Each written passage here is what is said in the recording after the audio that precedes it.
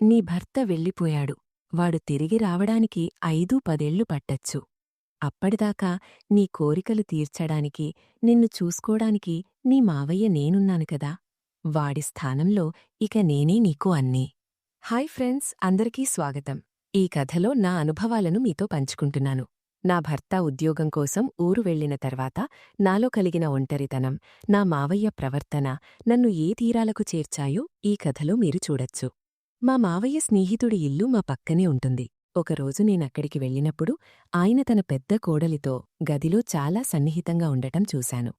ఆయన వెనుక నుండి ఆమెను గట్టిగా కౌగిలించుకుని ముద్దుల్లో ముంచెత్తుతున్నాడు. వారిద్దరి మధ్య జరుగుతున్న ఆ రొమాంటిక్ కెమిస్ట్రీ చూస్తుంటే నాకేదోలా అనిపించింది. వారలా ఒకరినొకరు ఆస్వాదించుకోవడం చూసి నేను అక్కడ్నుండి వచ్చేశాను. మరోవైపు నా భర్త కిరణ్ ఉద్యోగం కోసం విశాఖపట్నం వెళ్ళిపోవడంతో నేను గదిలో ఒంటరిగా కూర్చుని తన జ్ఞాపకాల్లో మునిగిపోయి చాలా బాధపడ్డాను. అదే సమయంలో మా మావయ్య బాగా మద్యం సేవించి ఇంటికి వచ్చారు.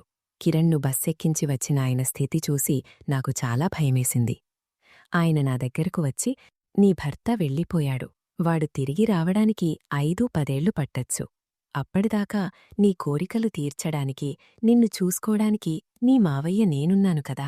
వాడి స్థానంలో ఇక నేనే నీకు అన్నీ అంటూ నా భుజంపై చెయ్యి వేసి తన వైపుకు లాక్కున్నారు. మొదట నేనాయన్ని వారించినా నా మనసులో కూడా ఎక్కడో ఒక తెలియని ఫీలింగ్ కలిగింది. కాని అది తప్పని గ్రహించి నేను ఆయన్ని పక్కకు నెట్టేసి వెళ్ళిపోయాను. తర్వాత ఆయన నన్ను వశీకరించుకోవడానికి ఎన్నో ప్రయత్నాలు చేశారు. కాని నేను లొంగలేదు. ఈ విషయం కిరణ్కు చెబుదామని ఫోన్ చేసినా తను లిఫ్ట్ చేయలేదు. మనస్సులో చాలా గందరగోళంగా ఉన్నప్పుడు మా పొరుగింటి వదినతో మాట్లాడదామని వెళ్లాను.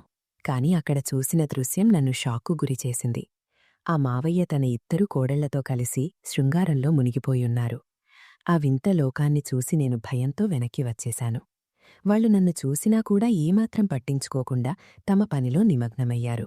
ఇంటికి వచ్చాక నా బుర్ర పనిచేయలేదు. మావయ్య తన కోడళ్లతో ఎలా అలా ఉండగలుగుతున్నారని ఆలోచిస్తూ పిచ్చెక్కిపోయింది. మళ్లీ కిరణ్కు ఫోన్ చేసినా కలవలేదు. అప్పుడు మా మావయ్య మళ్లీ నా దగ్గరకు వచ్చి తనతో గడపమని బలవంతం చేశారు. నేను కోపంతో, నన్ను వదలండి, లేదంటే నేను మా పుట్టింటికి వెళ్ళిపోతాను అని చెప్పి అక్కడ్నుండి వెళ్ళిపోయాను. ఆయన నిరాశతో నన్ను ఎలా లైన్లోకి తెచ్చుకోవాలో అని ప్లాన్ వేశారు. మరుసటి రోజు ఆయన నన్ను పిలిచి కాళ్లు చాలా నొప్పులుగా ఉన్నాయని కొంచెం ఆయిల్ రాసి మసాజ్ చేయమని అడిగారు. నేను కాళ్లతో నూనె రాస్తుంటే ఆయన నన్ను టెంప్ట్ చేయడానికి రకరకాలుగా ప్రయత్నించారు. కాని నేను పట్టించుకోకుండా నా పని ముగించి గదిలోకి వెళ్ళిపోయాను. అక్కడ నా భర్తతో గడిపిన మొదటి రాత్రి జ్ఞాపకాలు గుర్తొచ్చి నా ఒంట్లో ఒక రకమైన వేడి పుట్టింది. నేను కళ్ళు మూసుకుని ఆ మూడ్లో ఉన్నప్పుడు మావయ్య ఇదే సరైన టైమని లోపలికి వచ్చారు.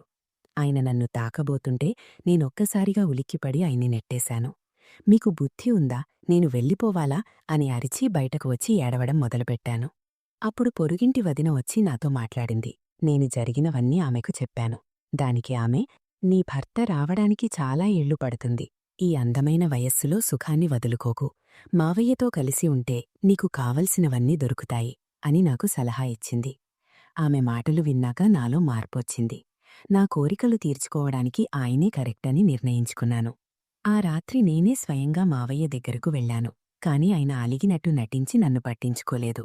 అప్పుడు నేను ఆయన్ని మూడ్లోకి తేవడానికి గారాలు కోశాను. నాకు ఇక్కడి పద్ధతులు తెలియక అలా ప్రవర్తించాను. నన్ను క్షమించండి అని చెప్పి ఆయన్ని దగ్గరకు తీసుకున్నాను. ఇంకేముంది, మావయ్య ఆ అవకాశాన్ని అస్సలు వదులుకోలేదు. ఆ రాత్రి మా మధ్య అద్భుతమైన రొమాన్స్ జరిగింది. మేమొకరినొకరు పూర్తిగా ఆస్వాదించాము. అలా నా జీవితంలో ఒక కొత్త అధ్యాయం మొదలైంది. ఈ కథ మీకు నచ్చితే మీ అభిప్రాయాలను కమెంట్ రూపంలో చెప్పండి. దీని తర్వాత ఏం జరిగిందో తెలుసుకోవాలంటే నన్ను ఫాలో అవ్వండి. మరిన్ని ఇలాంటి ఇంట్రెస్టింగ్ కథల కోసం వేచి ఉండండి.